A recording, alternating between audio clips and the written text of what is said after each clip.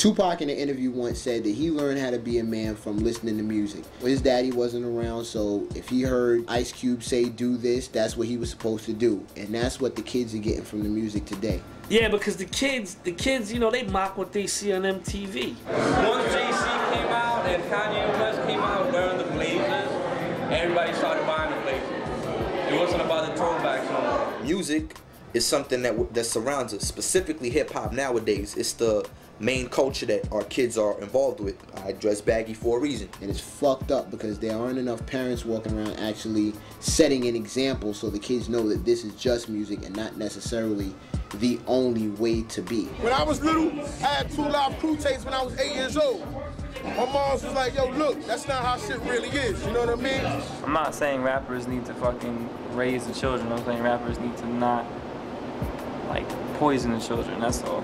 Artists make bad music, kids will perceive it as something that they need to do. Because they don't know any better. That's what's fucked up.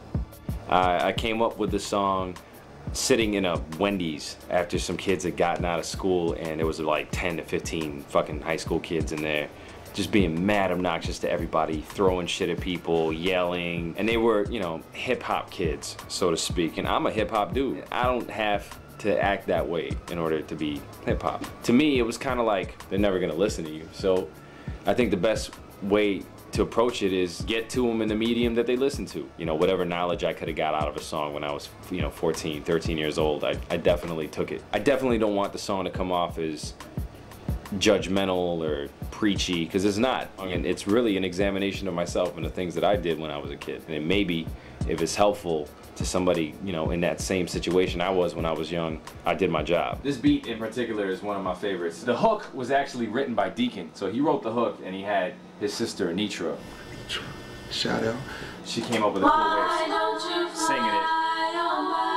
You know, and I loved it from the minute I heard it. When she harmonizes with herself in the second pass. Just fly your own way. You can get up under the wind and glide away. The sky is big enough for everybody. You don't have to live life the normal way. Just fly your own way. There are so many little change-ups and pieces in this. The most notable of which, on the third verse, I drop pretty much everything out. You know what I'm saying? And this actual loop is going on throughout the whole song. I added this, you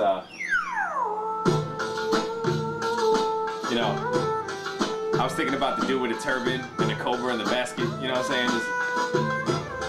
And I used kind of like a gongish kind of bass line sound because I didn't want it to sound like a sub bass. I allowed it to kind of like draw out, you know, like hitting a big jug.